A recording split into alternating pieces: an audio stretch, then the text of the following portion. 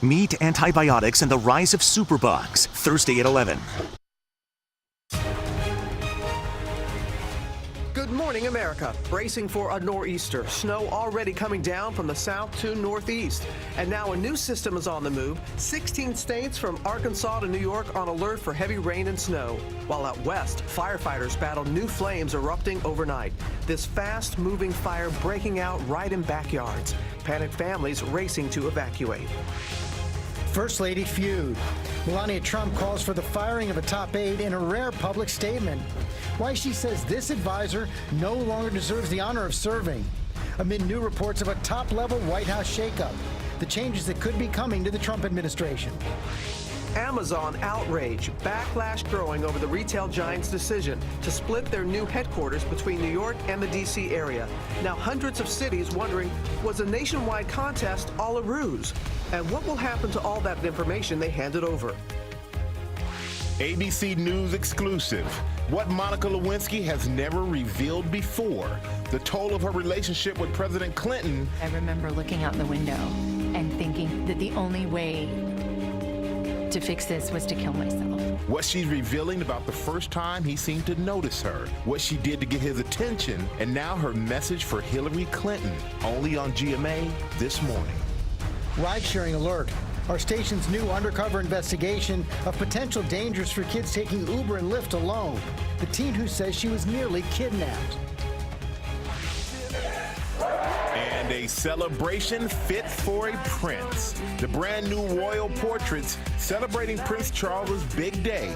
Little Louis, George, and Charlotte all there behind the royal family's most candid photos ever.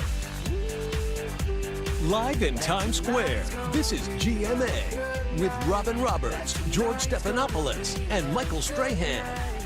Good morning, America. Welcome to a very chilly morning here in New York City. But it's warm in here again because Robin's back from Chicago, hanging out with Michelle. I think I brought the chill Yeah, back. you may have done that. But it's warm in the studio. Yeah. But I loved yesterday. That was amazing to watch you interview Michelle Obama and her brother. Really, really great interview. Yeah, really appreciate everybody's reaction to that. Good to be home. We are going to begin this morning with that nasty winter storm that is targeting the eastern U.S. Millions waking up to those bone-chilling temperatures from Texas to the East Coast. Now, a possible nor'easter is on the way, bringing rain and snow. Rob is tracking that for us this morning. Good morning, Rob. Good morning, Robin. You are feeling it. The cold air is already in place. We've got lake effect snow squalls that are doing havoc across I-90 and Rensselaer. The capital district of Albany, New York. This is what it looks like this morning. So accumulating snow there. Now a snow squall warning just south of Albany. But look at all these advisories, including heavy rain from the Carolinas across North Georgia and winter storm advisories back to St. Louis with this storm that will be riding up the coastline. Heavy rain for the Carolinas, but then running into that colder air. And we'll see a wintry mix tomorrow morning throughout the day, tomorrow afternoon. Mostly away from the coastline, you will see accumulations. In some places, you'll see over 6 inches of snow, even along I-95 in some of the big cities. We'll see some wet, slushy accumulations, a hint that, winter is just around the corner. Guys, back over Sure here. is. All right. Thank you, Rob. Michael? All right, thank you, Robin. Now to those dangerous fires out west. Overnight, a new blaze erupting east of Los Angeles near a freeway in San Bernardino County. The fast-moving flames tearing through people's backyards, fueled by strong winds, scaring families who packed up their cars to evacuate. Firefighters say they're making good progress containing it. But up north, the death toll is still rising from the Camp Fire, which has now claimed at least 48 lives. And a desperate search is still underway for the hundreds of people possibly missing. ABC's Eva Pilgrim is in Paradise, California with more. Good morning, Eva. Good morning, Michael. The destruction is just indescribable, stretching on for miles and miles. Homes reduced to ashes. Cars like this one, the door left open. The people who were inside rushing for safety. With so many people still missing, authorities are now publishing a list of their names in hopes of finding answers for those families. Up and down California this morning, the state is still smoldering. The Woolsey fire, the largest fire ever in LA County, more than 400 structures destroyed. The only other challenging incident I've been on to this magnitude was Hurricane Katrina in 2005. At the Camp Fire north of Sacramento, complete destruction. Most of the community of Paradise gone. Everywhere you look, charred remains, reminders of what used to be here. More than 8,800 buildings destroyed. Everything is burnt to the ground. This, the deadliest fire in California history. 48 killed, more than 200 still missing. 52,000 people evacuated, still not being allowed back in. Priority one, still trying to contain the fire because it is not contained. The other is trying to find folks who have been reported missing, and in some cases it's finding remains and then trying to identify those remains. This morning, harrowing tales of survival. It's okay, Mama. Okay. Watch this dramatic video as Amber Toney and her mother, Susan Miller, attempt to escape. Please, God, just let us out. Let us get out safe. Her mother crying as her daughter tries to console her. The two fortunate to make it out alive. Alan Pierce, a nurse, was evacuating patients when he came upon a wall of flames. Miraculously, he was able to turn around. This bulldozer comes out of nowhere and just knocks the truck on its side. Then that bulldozer then cleared a path and was able to turn around in the woods. Don Criswell, one of the few still left behind, armed with just a shovel, the 73-year-old and his wife fought to save their property and their lives for more than 15 hours. That's what you saved all this with. That's it. That's it. We had no water. The water went off at about 10 o'clock. For these families who've lost everything at this makeshift tent city, the only relief?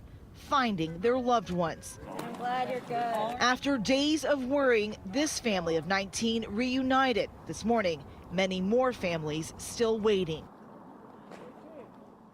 And authorities still have so much work ahead of them. They have to go plot by plot. We have a second camera. I just want to show you, this is just one home that they now have to search through all of this debris, both to make sure it's safe and to make sure there's also no missing people inside this property. Michael. All right, just devastating. Eva, and Eva, are there any plans for getting all those people back home?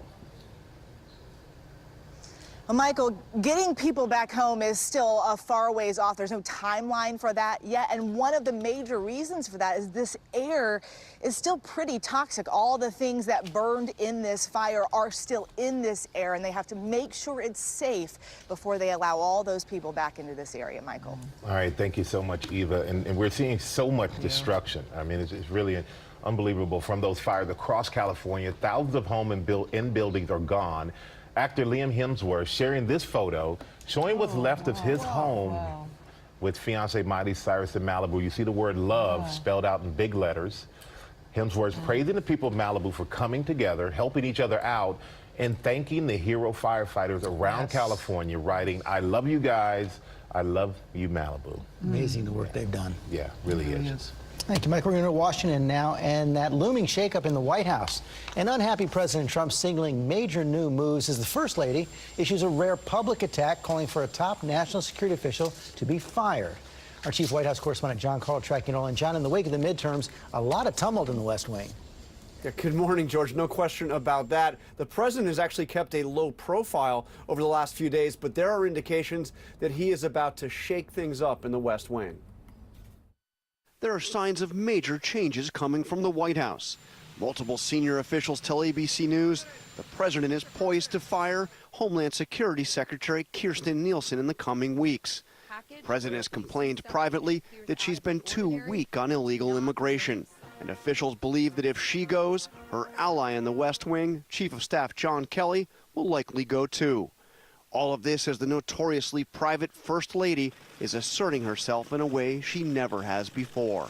Taking aim at a key player on the president's West Wing staff, the First Lady called for the firing of Deputy National Security Advisor Mira Ricardel. It's the position of the office of the First Lady that she no longer deserves the honor of serving in this White House, the First Lady's spokesperson said in a written statement.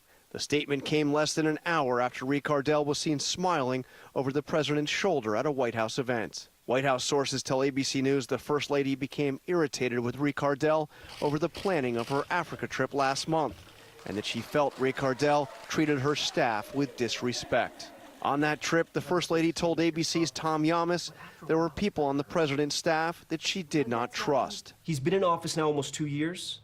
Has he had people that you didn't trust working for him? Yes. Did you let him know?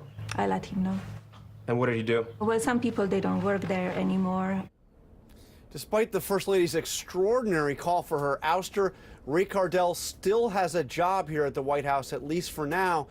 In fact, George, there are senior officials here actively defending her, including one that pointed out that she is one of the highest ranking women in the Trump administration, and that, by the way, she has never actually met the First Lady. Never met her. Wow, okay. A lot of infighting going on right now. And, John, previously, Chief of Staff John Kelly had said that he was going to stay as Chief of Staff through 2020, but right now, a lot of intense jockeying to replace him. Absolutely. The leading candidate right now appears to be Nick Ayers. He is the Chief of Staff to Vice President Pence. He's 36 years old, but he has extensive experience in the political realm. But there will be a fight over this position, just as there is a fight over every position in this White House. One other name I have heard mentioned is Treasury Secretary Steven Mnuchin. That would be a big move. John Carl, thanks very much. Robin? And, George, now to the trial of notorious Mexican drug lord Joaquin El Chapo Guzman. Day one, already bringing courtroom drama. Opening arguments delayed because two of the anonymous jurors had to be replaced. Whit Johnson is there at the courthouse in Brooklyn, where there's, as you can imagine, heavy security. Good morning, Whit. Robin, good morning to you. This courthouse is operating like a fortress right now. Joaquin El Chapo Guzman is facing 17 counts, including drug trafficking, kidnapping, and murder. Those two jurors already dismissed, highlighting the heavy burden on a jury in a trial expected to last 4 months.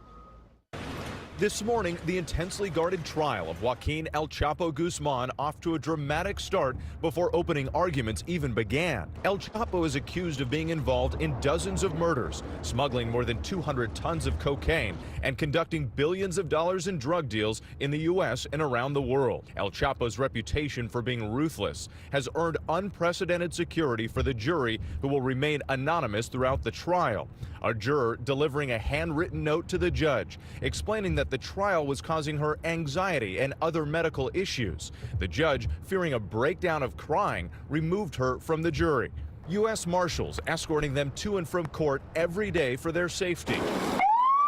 Outside, the largest daily security presence in the history of the Brooklyn Federal Courthouse. El Chapo being held in solitary confinement after 2 Hollywood-style jailbreaks, including this elaborate tunnel used to escape a Mexican prison in 2015. His wife seen entering court Tuesday, where his defense team argued Guzman was just the fall guy for corrupt governments. Now, El Chapo has pleaded not guilty in this case. Overnight, prosecutors already filed a motion asking the judge to dismiss the entire opening statements from the defense, arguing it was all based on hearsay and evidence that was determined to be inadmissible. We'll see what happens later today when opening statements are set to continue. Michael? All right, we'll keep an eye on that. Thank you so much, Whit. And now to that Amazon backlash. The online retail giant facing growing questions about splitting their headquarters between New York and the D.C. area after hosting a nationwide competition. ABC's Rebecca Jarvis has the latest.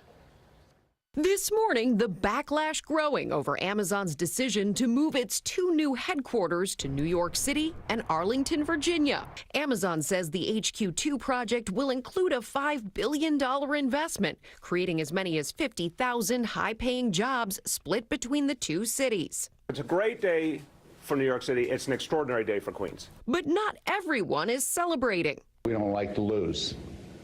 This does not make us happy.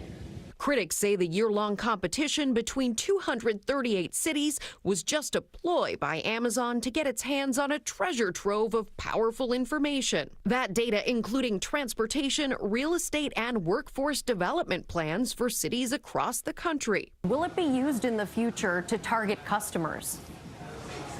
You know, this is a perplexing question because we're talking about publicly available information about cities' economic growth, their education systems, their transportation systems, and the like. But is there anything that you will use from this research to acquire new customers, to target consumers with specific advertising now that you have this information? I don't think it's really applicable to a business use. It really was all about deciding, you know, the best location for to find employees and to attract employees.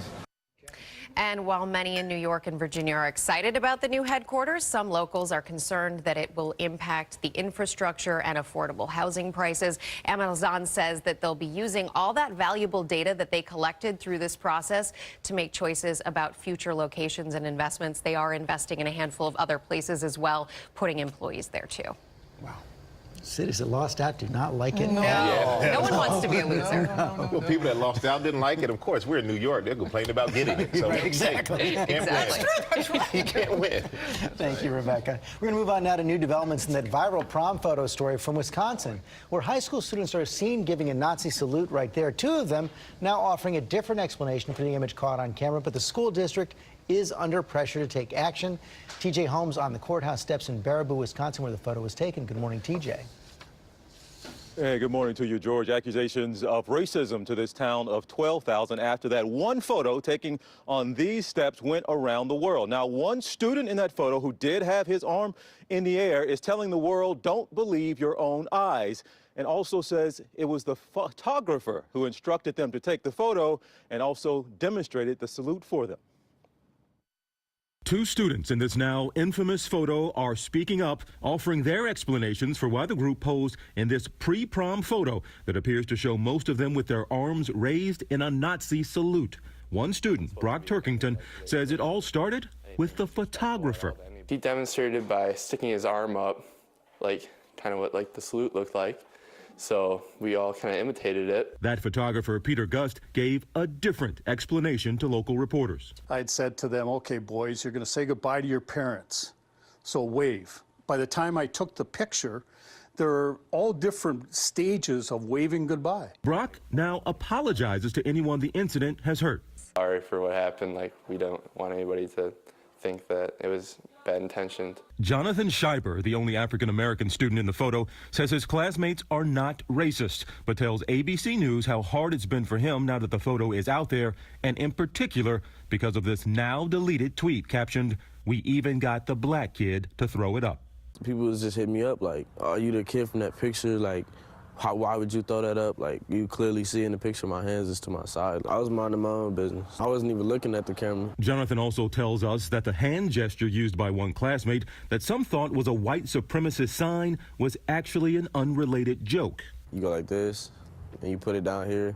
Whoever looks at it, you get to punch him. That's what he was doing. He was just making a joke. This morning, both school officials and police are looking into the matter. The school district tells parents the school district is investigating the situation and is working with parents, staff, and local authorities. If the gesture is what it appears to be, the district will pursue any and all available and appropriate actions. And they do have a community forum scheduled for later this week to discuss the matter, guys. Boy, I'll bet they do. Okay, TJ, thanks very much. We're going to switch gears really fast. Take a look at this. That is a $50 million diamond. Whoa. Just sold at auction to famed jeweler Harry Winston, who's now calling the stone Winston Pink Legacy. It's around 19 carats, which means it's roughly worth more than $2.5 million per carat. The auction house, Christie's, says it's a world record price for this type of gem. My birthday's coming up, you guys. I was wondering which one. Who's that one? You are this too. No, really. That's right. Right after yours. Right after mine. Now back to Rob with more dry conditions for California, Rob. Still no rain in the forecast for about a week. This is a new fire that flared up in San Bernardino County overnight. They got a handle on that, but red flag warnings remain up for nearly all of Southern California through 5 o'clock today. Your local forecast is 30 seconds away, but right now your wind chill forecast brought to you by Wells Fargo. My favorite holiday meal is roasted lamb, the matzo ball soup, dumplings. My mom makes this really horrible green bean casserole. Dirty tamales. Food is the way we connect. Join the Wells Fargo Food Bank and Feeding America to help more families share holiday meals. You put a meal in front of somebody, they're happy. Give what you can at 5,700 branches. Today, cold like January, but tomorrow we're on weather alert. A wintry mix starting between 4 and 7 a.m. Snow and sleet is likely, and that means a perfect setup for some slick spots on area roads. In fact, the I-95 corridor will see that mix probably just past noon. 1 to 3 inches possible across northern Maryland for Leesburg and Luray. The system out of here by Friday. Your weekend looking dry with highs in the upper 40s.